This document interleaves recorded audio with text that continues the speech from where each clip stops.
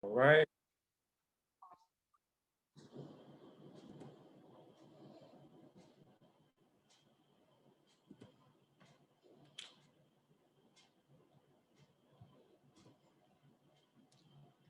And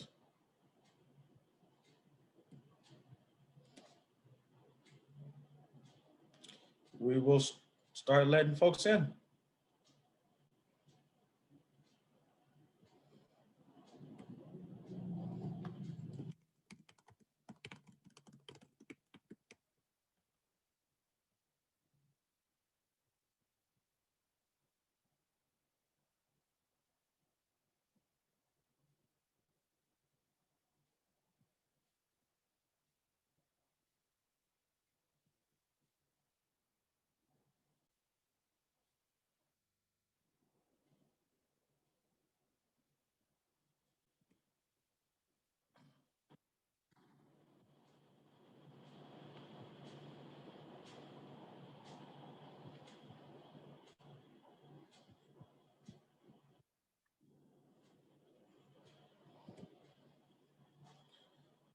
Welcome you, everyone. We'll be getting started in a few moments. We're going to give folks a few minutes to log in. As we know, some folks may have had a meeting in at noon, so maybe 1 to 2 more minutes of admitting folks, and then we're going to get started with our discussion.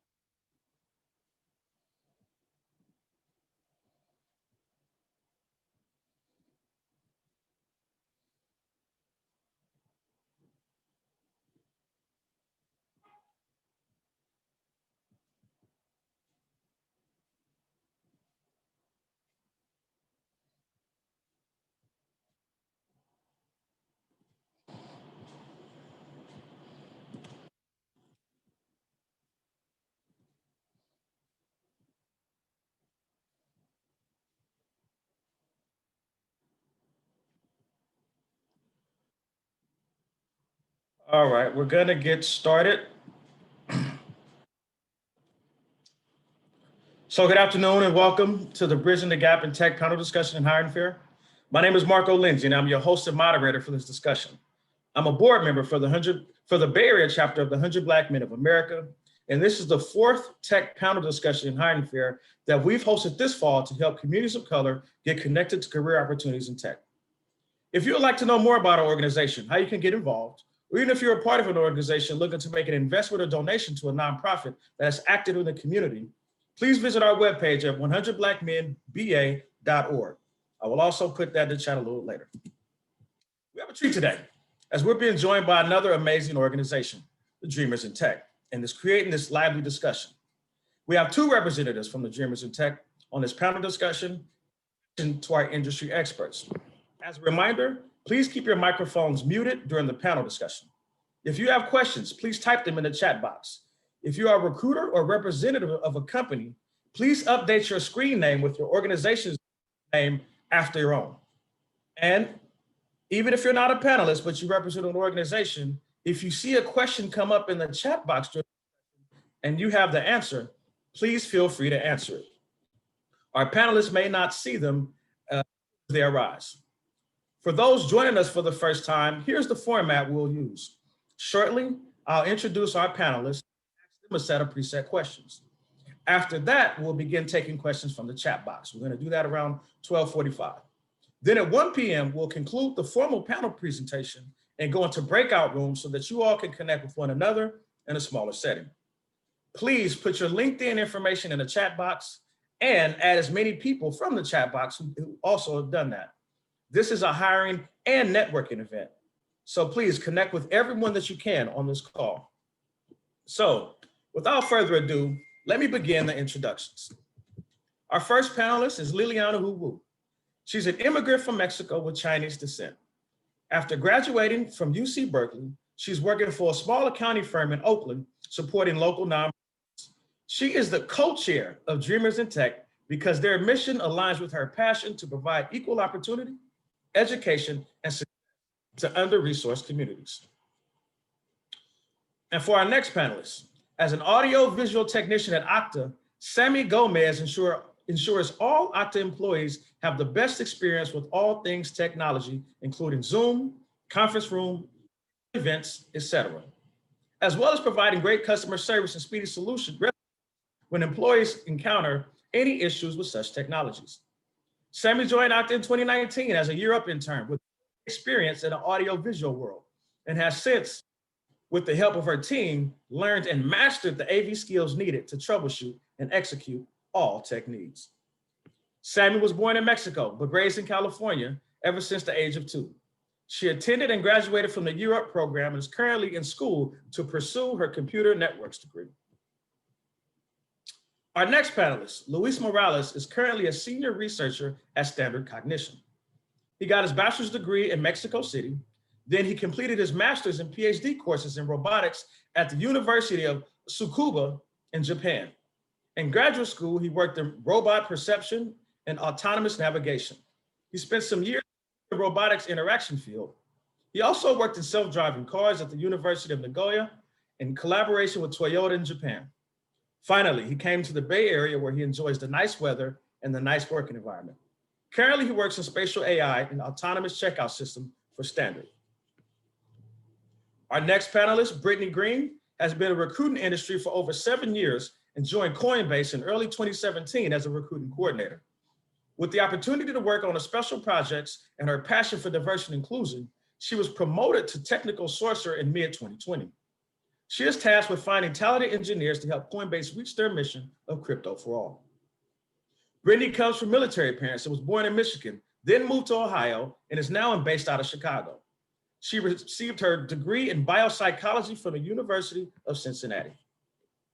Our fifth and final panelist is Luis Liang, and he's passionate about advocating for human rights and supporting Latinx, LGBTQ, and undocumented immigrant communities. In 2013, Luis visited the White House where he got to meet President Obama as a result of the LGBT Dreamers Courage Award, which encourages individuals to show courage and perseverance in the face of great injustice. Currently, Luis works as an account executive focused on social impact at Twilio, helping nonprofits organizations leverage technology to amplify their impact. Prior to Twilio, he worked at Salesforce, Univision, and nonprofit organizations around the Bay Area. He has served as a board member for the Association of Latino Professionals for America, the Green Lining Institute, Alumni Association, and several employee resource groups. Luis was born in Sinaloa, Mexico. He comes from a multicultural background of both Chinese and Mexican roots. Luis and his family immigrated to the US in 2004. He grew up as an undocumented immigrant and currently has DACA. He attended Fullerton College and transferred to UC Berkeley, where he received his bachelor's degree from the Haas School of Business. He is currently pursuing his MBA at Haas as part of the class of 2023.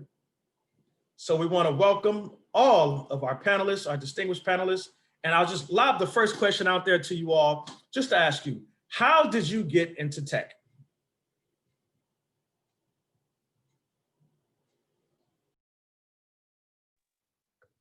I will go first.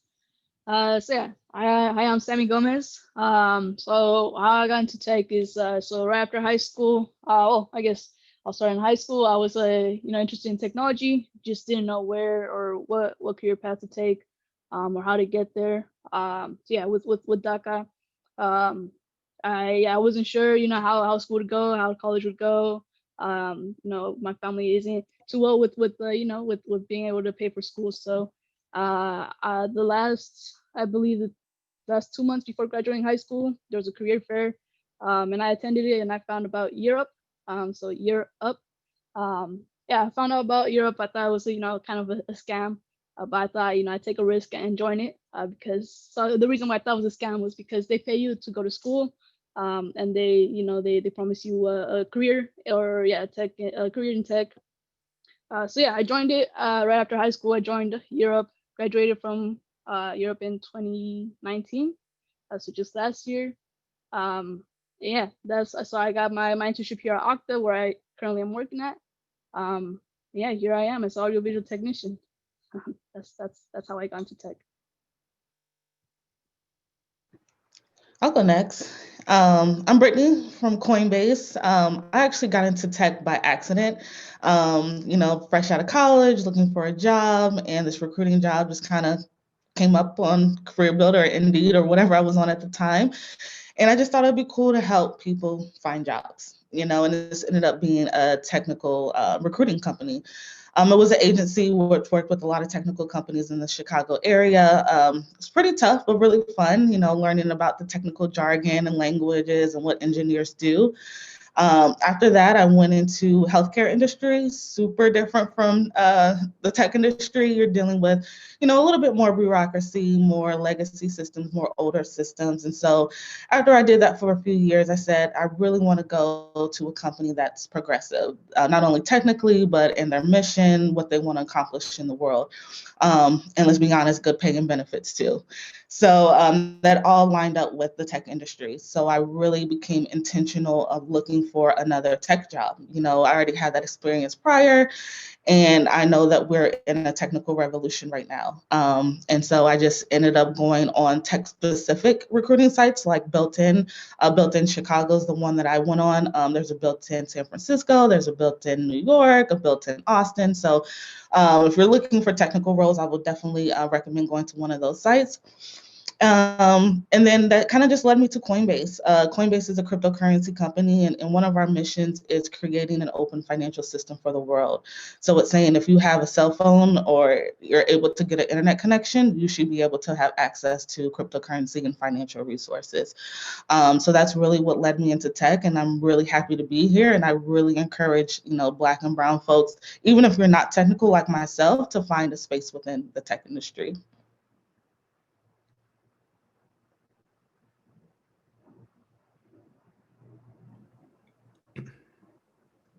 Hear me? Yep, awesome.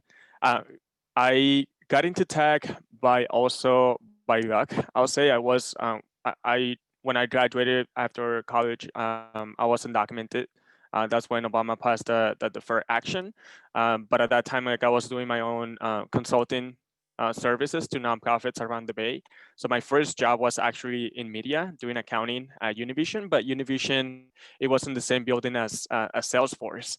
So after a while, after like meeting with a couple of people from school as well, and going and getting lunch with them, I was able to get a job with the Latin America team because I speak Spanish since I was born in Mexico, and then they needed someone to be in the sales, to be one of the SDRs or sales reps in there. So that's when I started talking to the manager, and eventually I made the move to Salesforce. And then I'll say that opened up many opportunities when it came to technology, because I wasn't aware of tech, to be honest. And then I went to business school, so it wasn't anything technical. But I'll say networking, that's how I got into tech. And then out of curiosity, just like asking questions and see what else they have, because many times we think that tech companies only are looking for engineers, but there's like marketing, there's other departments as well that you can get into. So eventually, after a while, I'm really passionate about community and nonprofits. So I was able to make the shift to Salesforce.org, and then now working at Twilio, but then also focusing on the social impact space.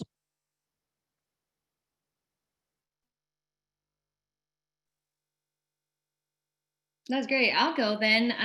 Thanks, Sarah, for sharing. I think everything that you mentioned about luck, it definitely feels a little bit like that, especially coming from communities that don't have those resources as much.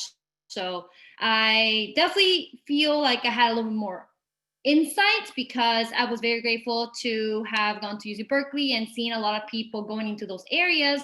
But also as a business major, a lot of people were going to the finance sector or accounting sector. And I knew that there was a big community out there for us to also join. And as Luis as well, I was born in Mexico and I was undocumented. So it was a very rough transition into going into that business place. And we're going to talk a little bit more about the imposter syndrome. So I definitely felt that. And even now, as I am trying to apply to more tech roles, it still happens all the time. So right now with Dreamers in Tech, I think I am able to channel that energy, that passion that we want to join everybody together and bring different communities as we are in this panel today to break into tech.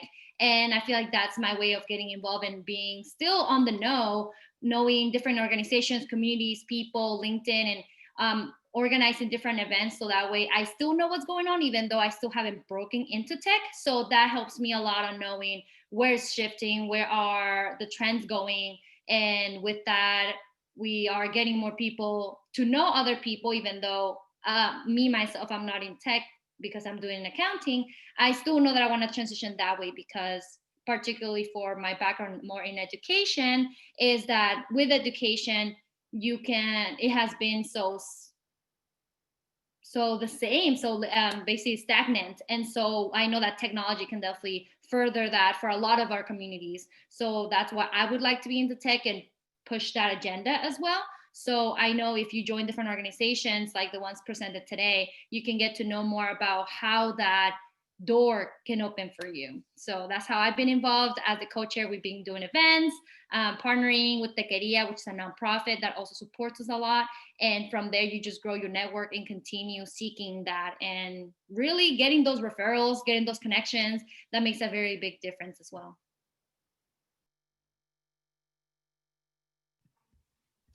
Hi, I am Luis Morales. I am also originally from Mexico.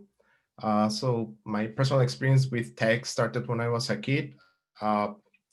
I used to play games. So my uncle had this console called Atari back in the day, 1980s, if someone remembers that console. So that's the first time I really had experience facing an AI, which you had to play against the TV and beat the AI. And I thought that was really fascinating.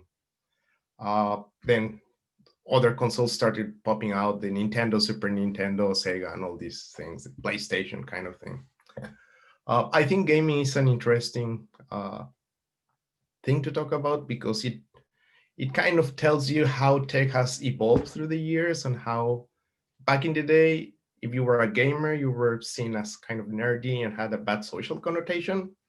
And now games are everywhere. And if you're a gamer and you're good at games, it's kind of cool and it's fashionable.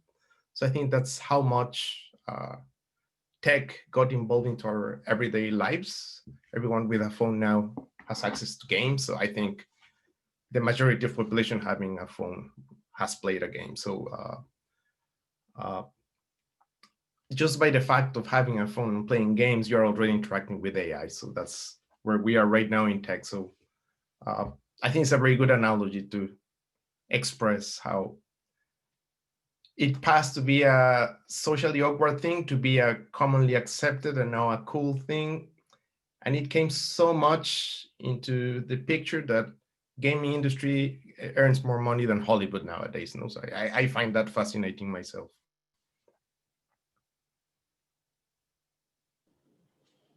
Thank you all. Given the breakup, the makeup of this panel, and the title, let's talk about what is it like to be a Black or brown person in tech. I mean, we hear a lot on the news, we hear a lot in the media, but what is it like to be a person at the organization, to be a person of color? I know Liliana talked about imposter syndrome, but and if folks want to elaborate on that, but I think our audience would love to hear about what's the inside look?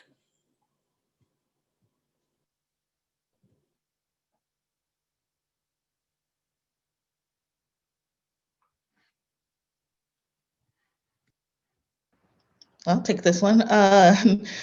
Yeah, so in the tech industry, even at my company and other tech companies I've been at, there's not many of us. You're gonna find yourself being kind of one of the only ones or one of the few. And then you're gonna almost kind of find yourself sometimes being the culture carrier, really advocating for, the groups you identify with. And it can sometimes be a challenge. There's sometimes where I have initiatives that I want to do that are very culturally focused to, things that I believe in and things that I want to do. And it's really finding that fine line with, you know, um, also adhering to the corporate mission and also your personal activism. So finding that fine line in between there and really finding an organization that really supports that. I'll be transparent. I know Coinbase has been in the news recently for that type of rhetoric. And what it's come down to is, from our CEO is saying, hey, our mission is to create crypto for all. It takes all these different lines of activism to create that. But we don't want to be so activated at work that it takes away from the work that we're doing, at home or wherever you are in the office. So I say that's probably some of the biggest challenges. Again, just being the only one and really trying to speak to your culture and having people understand that and being able to create that activism and still being, a good corporate employee. I agree on that. I mean, just following up, it takes work just to balance your full-time job, but then also trying to be an advocate inside the company to make sure that there is representation. But at the same time, what I tell myself is that I remind myself of the privilege and also how grateful I am for being in this space. So even though you have to put that extra time, at the end of the day, if there's gonna be another kid or another person that looks like me that is going to be joining my company and it's going to be successful in there, I think that that's worth the time, mostly because I know many of us, it's not only us, but it's also our friends and our family and the community that we're representing. So I'll say it's going to, once you get into that, your tech company, the tech job, you're going to sometimes feel like the only one, but also remember that there's many ERGs that we're going to be discussing more on later questions, but then there's a lot of support and there's many organizations inside the company that is also advocating for more people of color joining tech. So. Yeah, I'd like to add on to that as well. Yeah, me joining, as a Mexican, joined Okta, and I know I was the only Mexican on the team, but it felt great. We have our company, we're big on people of color, so being able to step in when I first started my internship, being able to step in and be able to see people of color and know that I wasn't the only person of color on the team or in the company, kind of felt great. Kind of felt something. First company that I worked at, or first company that I was at, being able to see people of color was, kind of felt really great. And yeah, I'm happy my team, people of color. So I'm happy that I was able to be on a team where I'm not the only one. We're all pretty open and pretty cool with each other. We could, share our, so like for me and one of my other teammates, we share music. So I'll go ahead and share some banda or some, some Mexican music with him, and then he'll share, same with me. So it's really nice being able to, have people of color on your team. So I guess from my experience would be, kind of different, kind of more of a positive side, being able to see more people, like yourself, and being able to, I guess, be reminded that you're not alone and that it's possible to actually have people of color in a tech company, to do great things along with you. Same with what Luis was saying, being a person of color, being able to be reminded that, kind of I'm blessed, and that trying to find ways to help others join and be in the same journey as you, being able to bring them into a tech company as well, and being able to help them thrive and be successful.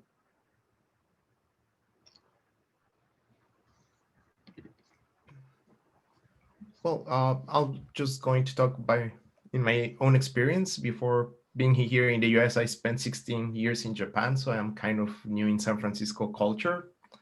So yes, I notice brown and black are minorities in tech. However, I think this should not be a thing that should matter in your performance or how you're qualified, but I also learned from HR people talking with them that there have been injustices and there are some issues there.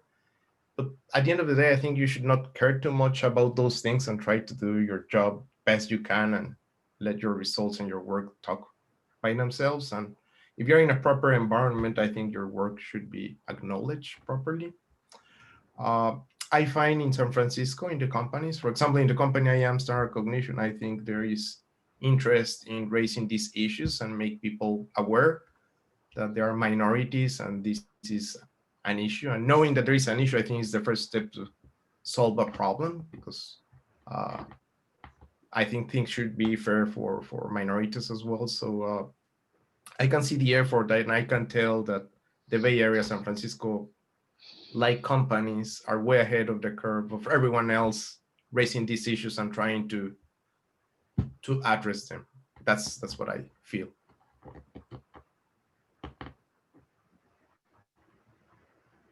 I think the last thing I would like to add, thank you everybody for sharing. Particularly for me, I do have the privilege of being Chinese, presenting Chinese, and so I understand that that comes with some sort of privilege coming into this area. But I also have experienced other challenges into getting into this, and it can be as simple as when a recruiter asks you, what is your salary range, and freaking out, not knowing what to answer because we've never had those conversations at home, you never had it with your friends. And so that is the time to start building that community. And as many of us may have experienced, it takes a village for us to make it into college, for us to make it into further than that. And being there, depending on your experience, I particularly didn't have that experience with my parents. I moved here on my own and navigated that whole thing on my own. So it has been very difficult. But I know with the community that we are building today, there is ways to get that referral. There is ways to get those answers in the internet. So it just really does take a lot of resilience and research and understanding that maybe you will never be completely prepared as the next person next to you, but you are going to do your best in that way and feel confident going in. So I know my experience was a little awkward because I got nervous that the person was very direct. And I personally just had always an issue talking to people when they are very direct and there's no space to really communicate the way that we are doing right now. And so that makes me very nervous. And so that to me shows that I need to work on that and need to work on how do I answer to these type of questions, specific people, right? And places that never seen people or never talked to us in that way. So that would be my main advice. Just be ready to continue to be ready.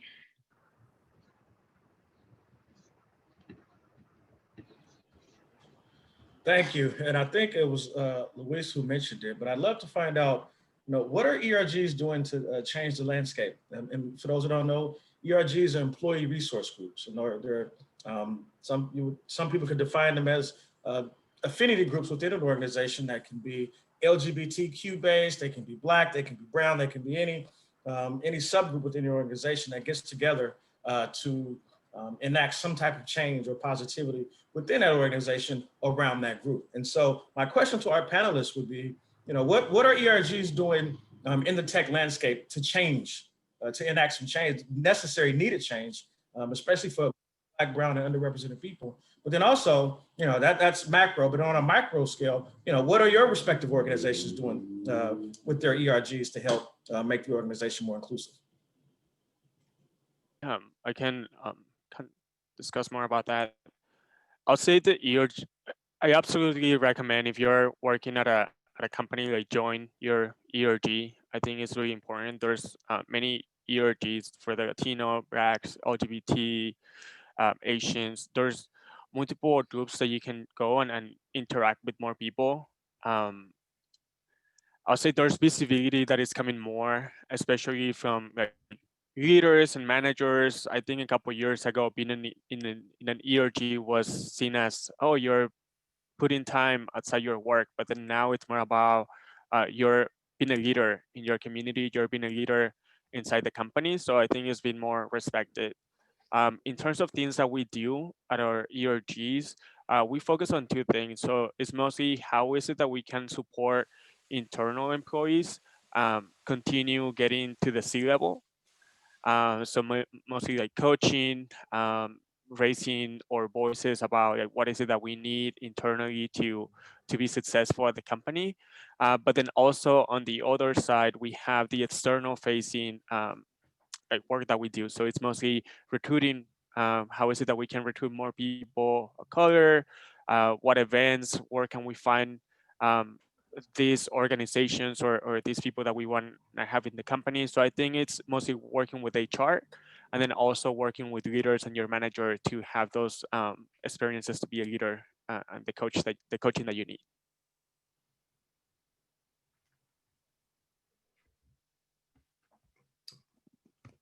I'm going to talk about my company, Star Cognition. I have to give props to HR department of the company because I think they have been placing the effort and putting the time to organize the company. We have a culture committee in the company formed by employees where people gather and discuss what are the values that we want to embrace and celebrate in the company by itself. We're still a 150 people company, but we already have a women at standard. It's a group where it's mainly the core members are women in the company. But I think this is very important because it's a space where people can gather and talk about their personal experiences and issues. For example, me as a man, I would never know what she or he is feeling if we don't have this time and space. And I have learned a lot about some of the things that maybe happen and you're not aware of. And after listening how people honestly talk about these issues, make you aware and understand what other people are thinking. So I think creating these spaces and these groups is very important to raise awareness and improve the culture in the company and in the Bay Area overall. Can I add something about ERGs? Can everybody hear me? Yes. It's not time for question yet. It's not time for question yet. Please type your question in the chat box.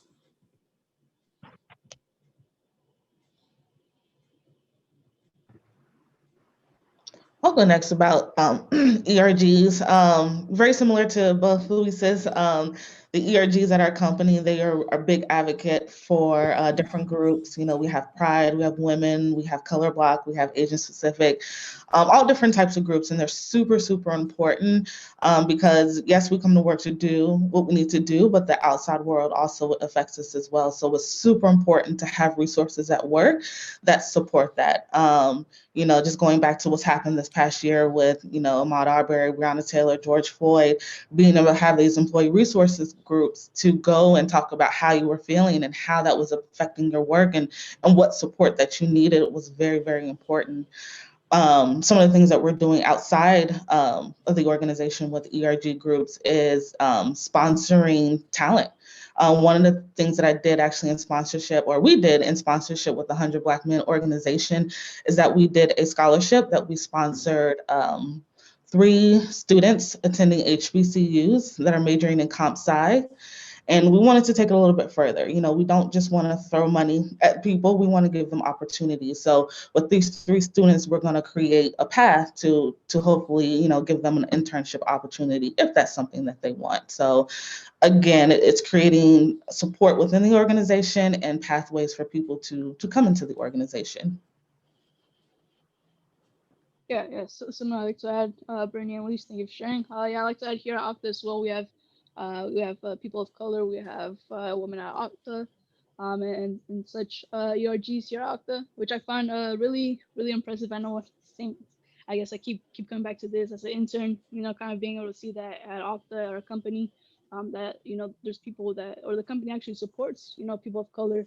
They support women and such. Is really nice. 'Cause I know people of color, we do a lot of celebrations, say for like Hispanic Heritage Month, Asian Pacific, and a lot of just supporting events that kind of show a support to your culture and to people in your community, which I find really awesome. Here at Okta, especially as being myself a person of color and a woman, being able to see that company supports who you are and people in the company and being able to be included. You know, with our DIB, diversity, inclusion, and belonging. Being able to see that they stay true to that and make you feel like you belong and you're included is really a great thing. So yes, that's really great thing to have here at Okta that we have, and as well as other companies, I'm sure.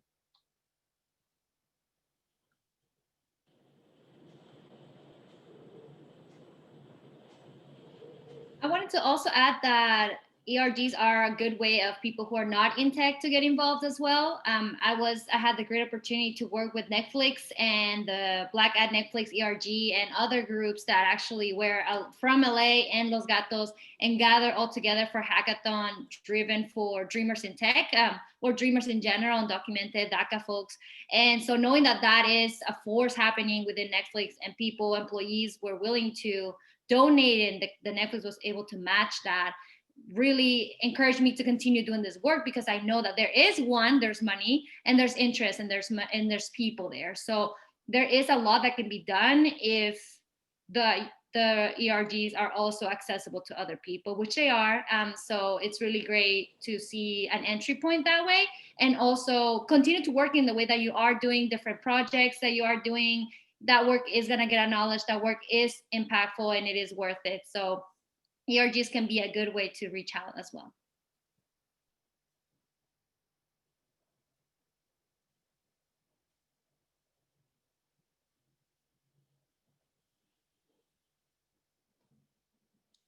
All right, so let's talk about hiring. We have folks here who are looking for jobs. And what I like about this panel is we have people from all ends of the. We have folks that are still in school. We have someone with a PhD. We have folks that are in tech. We have folks that are tech adjacent. And so what are some ways that people of color can get into tech companies? What have you seen? And what have you seen be successful, maybe for yourself or for those around you? For the people that are on this call who are looking for jobs in tech right now during coronavirus, COVID-19, so on and so forth. So any ideas, tips, tricks that or help that you can give them would be greatly appreciated. Yeah, I can go. I mean, attend events like this. I think it's always good to network and then meet other people who have like similar like interests as you. So if you guys are interested in getting into sales or like social impact in the tech space, feel free to like add me on LinkedIn or like ask me any questions. Happy to support. Also, I know that many times it's always good to be reaching out to the recruiters, but then also if you have any like specific questions, employees also get they get a bonus for like referring people. So like feel free to like reach out to like other people in tech. They're also like willing to like answer any questions that you have. And then also lastly, like as Lily mentioned, the ERGs. So I think employee resource groups is really helpful to get to know more about the culture inside the company, get to know more people, ask them like how is working at the company, like what is it that people are looking for, maybe talk to like another person in that team that you want to join. So I think doing a lot of homework before applying, it's always helpful. And then if you're going to be reaching out to someone, have the job that you want in front of you and how is that you qualify for those jobs. So I think it's always good to be prepared. And then also do your homework in terms of the culture and then the fit on it.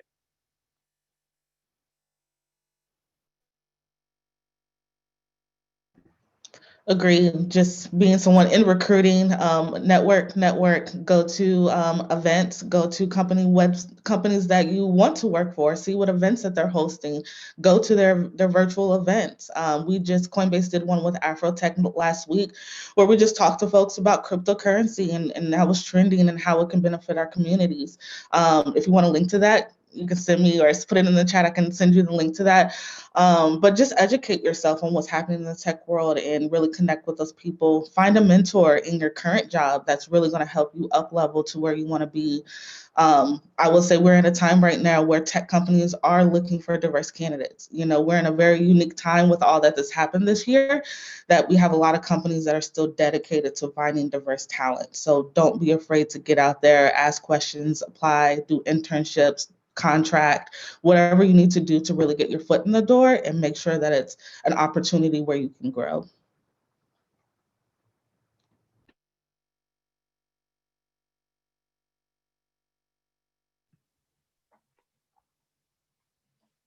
Well, from the technical point of view, I think you have to read a little bit about how the interviews are done. For example, there are books like this, Cracking the Interview Code, something like that is the book, where you can use it as general culture to see what happens and what people tend to evaluate. It doesn't mean all the companies will do the same kind of interviews, but that gives you an idea of what goes on in these technical interviews. If you are sales or marketing on a non-tech job, you don't need to do probably this kind of coding interviews, and you can still enter the companies. And in our company, I have seen people that had nothing to do with tech at all, and now they got into tech and they are even coding now. I was surprised about that, to be honest with you, because I learned they were non-technical people from HR. If HR didn't tell me they were not into tech, I would have never known they were not engineers, So I think you can enter as non-tech people and get into tech in the company, because you will find a lot of people that are in tech in the company.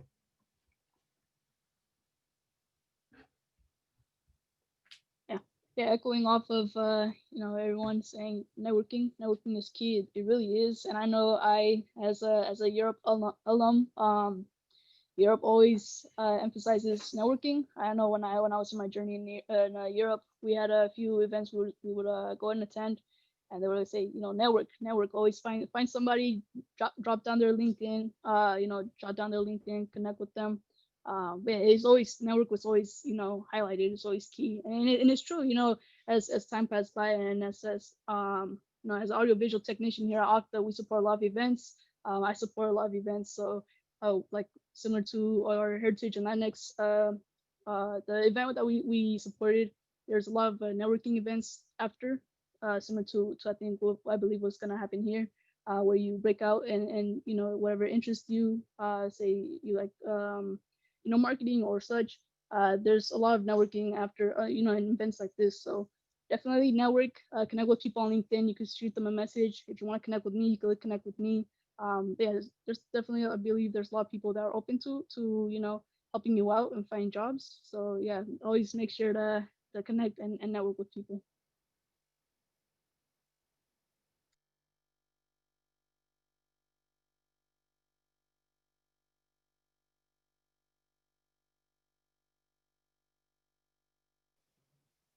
So here's another question, and I think Liliana spoke on it a bit earlier.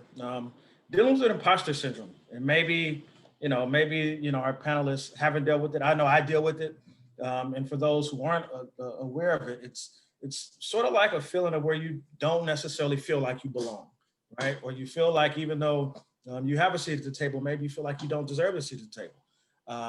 How do you deal with that, especially as in tech? You guys will be in a lot of spaces where you're probably the only something in the room. Maybe it's the only woman, maybe it's the only person of color, maybe it's only Latinx, maybe only Black. How do you deal with that? And how would you encourage or advise our listeners to deal with that as well?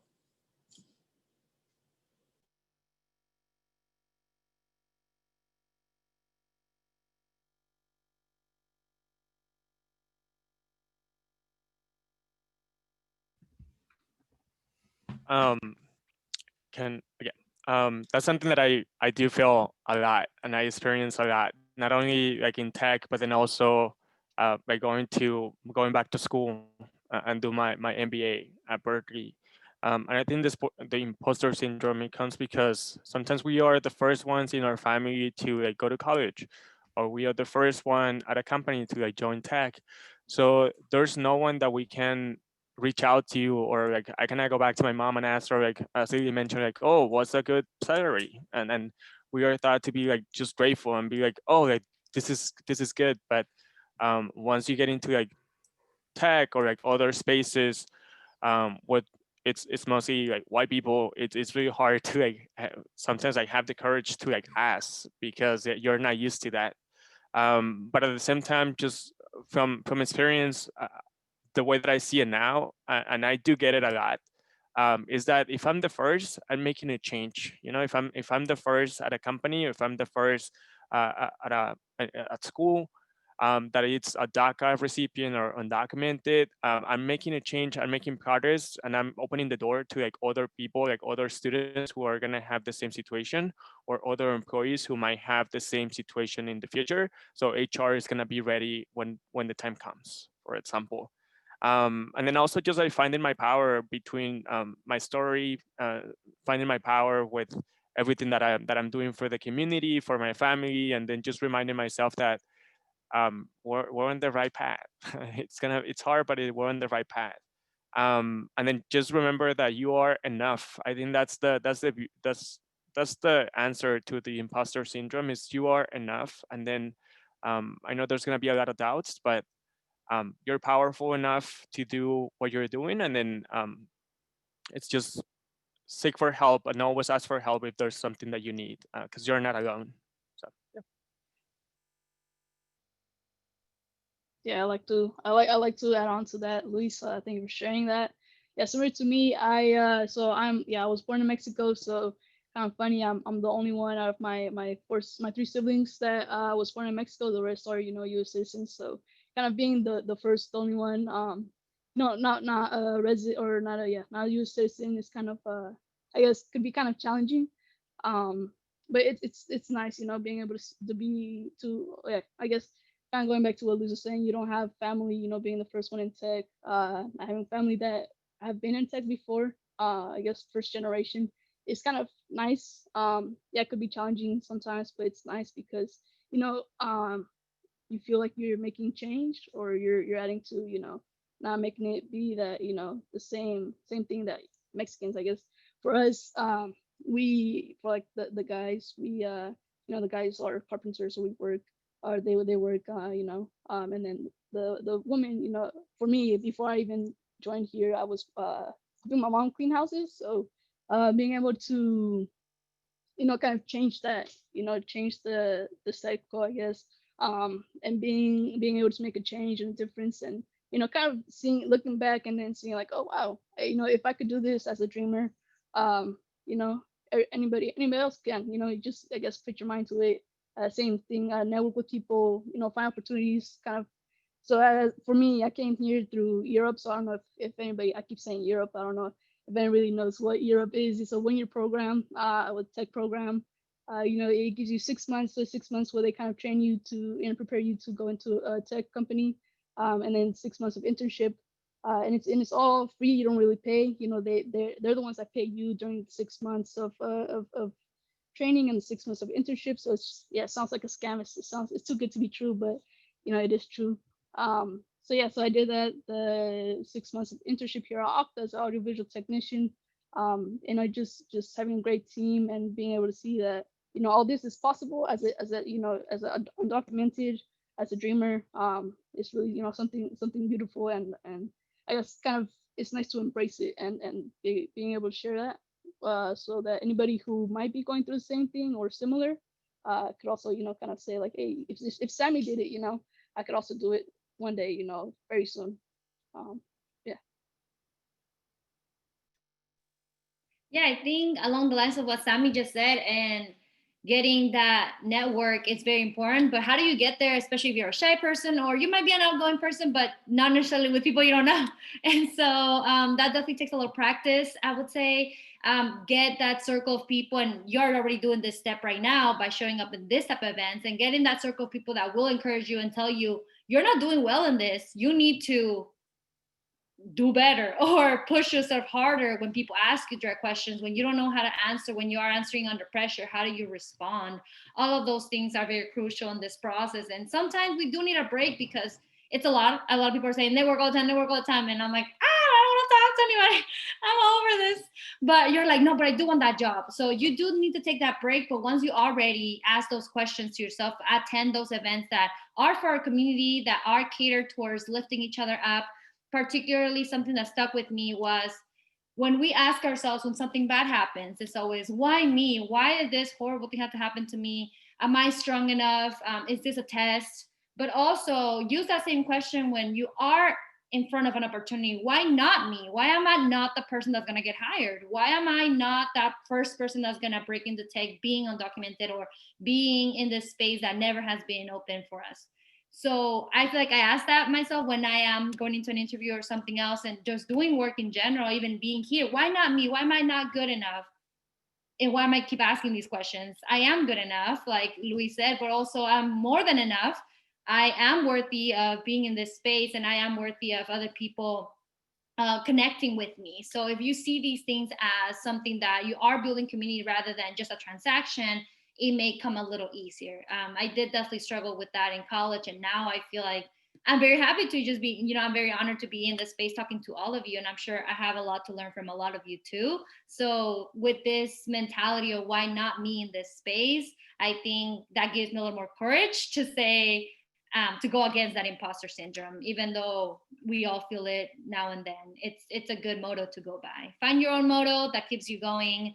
So when those tough moments happen, just think about it. Why not me? And I'm like, okay, I have an answer, so that can also help. Yeah, I agree that this is something that happens to everyone. When you arrive to a new office or a new department, you cannot help but feeling if you really belong there. Usually when you're new in the office, you feel that likes and dislikes are different from yours, or culture is different, people speak differently. And sometimes you tend to feel observed all the time. So I think the best way to deal with this is just concentrate in doing your work and stop thinking about all these things that you feel you're being observed, and just do what you're supposed to do and be confident of what you do. And this confidence, I think, is ultimately what helps you to engage into the environment around you and thrive with everyone else. And the more you do it, or the more you change office or go to different places, I think the more confident you are. So I think it would be, at the end of the day, is key to be a fast learner, learn how to adapt and habituate quickly, and don't care too much about your surroundings. I think we are all paranoid at the beginning, but it's not only you. I think it's everyone that feels the same. As we're running out of time, I want to pull one of the questions from the chat box, and I'll paraphrase, but it says, "How did you, or how can someone pivot into tech if they aren't already into tech? And what transitional skills, either soft or technical, do you think that someone would need to do so?" And maybe if we can just get two of you to answer that, and then we can get to the next question before we go to the breakout rooms. I can give a quick answer. I think being updated is important. Knowing what's going on in the tech world, you can subscribe yourself to websites that advertise all this tech thing going on, what's going on with, I don't know, Google, Apple, the smartphones, technology in general. That's something that it's better to know, because you are going into tech, and tech is very dynamic, and it's really hard to stay updated. So you should keep updated. I think this is one of the key things. And now all the resources are online, so you can just go and take a course online of, I don't know, Python or these machine learning things. They are not easy at the beginning, but differently from the 80s where you only had an Atari console, now you have them one click away from you. So at least they are there, so you could actually check them.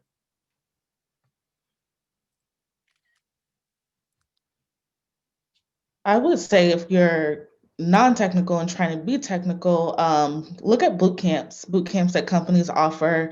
Our company is, we're not looking for you to have a experience with a certain language. We say we want smart engineers. So we're looking for people that have experience building something, have an experience working on a special project. So even though you might not be at a company as a software engineer, do you have a project that you worked on that can back up some of the skills that you work at? And there's a ton of companies out there that offer boot camps, so I would recommend you check those out.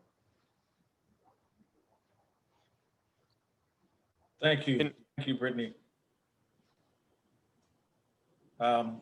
We have 5 minutes, so I want to pull this next and maybe final. We'll see. I don't know if it affects you, but someone put in the chat, were your companies affected by Prop 16 not passing, which was the proposition on affirmative action? And if so, how?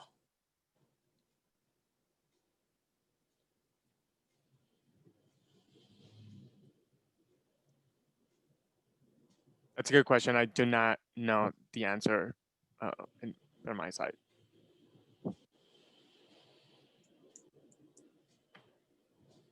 Yeah, I'm also not qualified to answer that question. I'm sorry.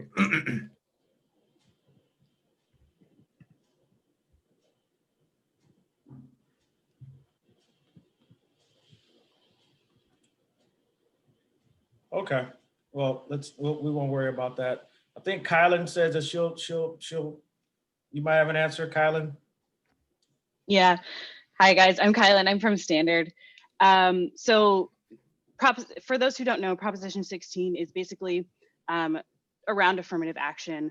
Right now, the way that California law works says that you cannot use anybody's demographics, so gender identity, racial identity, etc., to help them get a job. Proposition 16 was trying to overthrow that, allowing companies to basically say that they are able to use that information in order to qualify you for a role.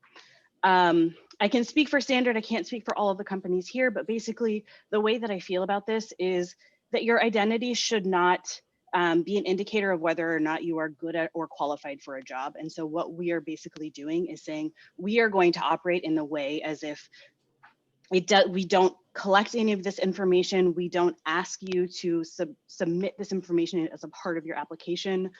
It is currently illegal for companies to ask this information as a part of your application process. They can collect it, but it cannot be tied to your application itself. In other words, you probably have filled out an application where a company has said, okay, fill out your resume information and then fill out this demographic information. What they're trying to do there is collect information to see who's applying. That doesn't necessarily qualify you or disqualify you for the role. This is essentially the cadence that Standard is going to continue to use. We are kind of doing that upfront to basically say, we stand with looking at qualifications, looking at somebody's ability to do the job versus, saying, oh, we want to hire more Black folks. And so we're just going to shove a bunch of Black folks into the pipeline. While that may be effective, that's actually a really fantastic way to create imposter syndrome. It's a really fantastic way to create toxicity. It's a really great way to create a lot of bias in your process in many, many ways. And so what we're essentially saying is we are going to keep things exactly the same. We're not going to collect any of these demographic or information. I suspect a lot of tech companies are going to do this. A lot of folks are kind of on board with not using demographic information as a means of qualifying or disqualifying folks from their role. Hopefully that answers the question and helps. Thank you, Kylan. We're going to wrap it up now. Just quickly, we want to thank everyone who were able to join our call. The panel discussion is ending, but this Zoom call is not. What we're going to do now at 1 p.m. is we're going to send you all in a breakout room. So that way you can have an opportunity to connect with one another, connect with the recruiters and company representatives who are on the call on today. This will be our opportunity to take yourself off mute, introduce yourself, plug yourself, talk about what type of that you bring to the table and what type of skills you're looking for in a career seeker. And so we're going to go into our rooms and have that conversation for about half an hour. We want to thank all of our panelists, our speakers. We want to thank all the information that they provided us with, all this useful information. The Dreamers in Tech. I think Liliana, Luis, I think you all should put the link. Dreamers in Tech are doing some amazing things, and they're trying to help other dreamers get into tech and provide programs. And so I think they're going to put in the link and an opportunity for you all to donate to their organization if you see fit, because they do some wonderful things in helping our dreamer population. We want to thank Standard. We want to thank AppDynamics. We want to thank Coinbase. We want to thank Twilio. We want to thank Okta. We want to thank everyone represented on this call today and all the organizations that came together to make this possible. And again, special thanks to the 100 Black men who put this all on. Thank you very much for having this. This is our fourth and final panel for the year. And I'm launching a quick poll just to see if this is our fourth panel this year, and see how many panels you all may have attended in the past. There's our website. Feel free to check it out. And I'll have our AV folks put us in our breakout rooms in T-minus 10 seconds. Thank you all, whether you represent an organization or not. We appreciate you being here.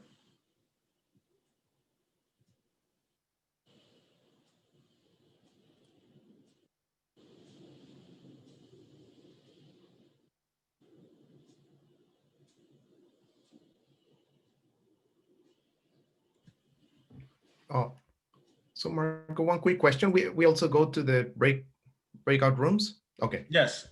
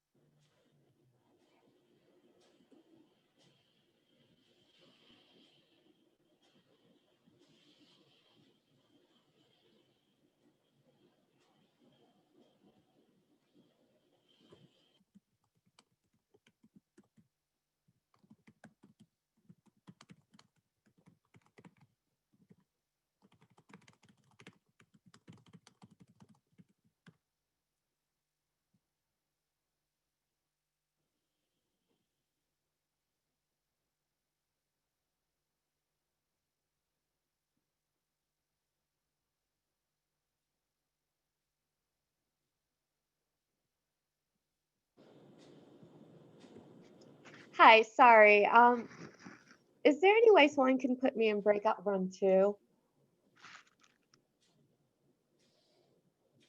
Armand, can you put, who was speaking?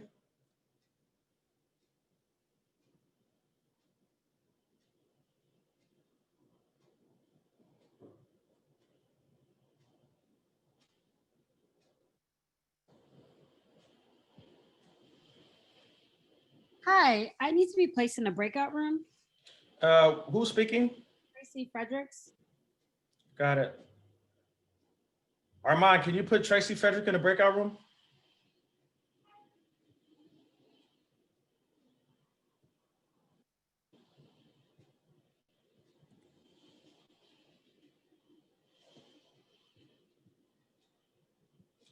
And can you make me the host?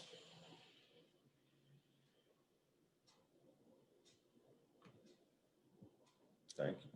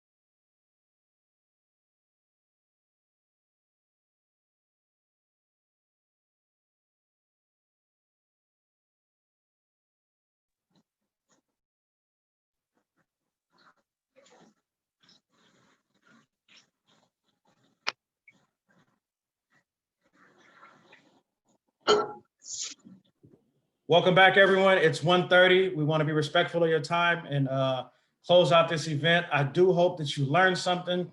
I do pray that you made a connection. That's extremely important, and we don't have the opportunity to do it enough given COVID-19. And so if you want, I would say just do a blitz quickly and put your information in the chat box one more time as we close out. Again, I want to thank our partners in the Dreamers in Tech. We want to thank our sponsoring organizations who helped put this together. I want to thank the 100 Black men. I want to thank each and every one of you for making this event possible. This is the last event that will be hosted for the year. And so we are so glad that you all could join. We did record this event, and so we will be sending out the recording to all those who registered.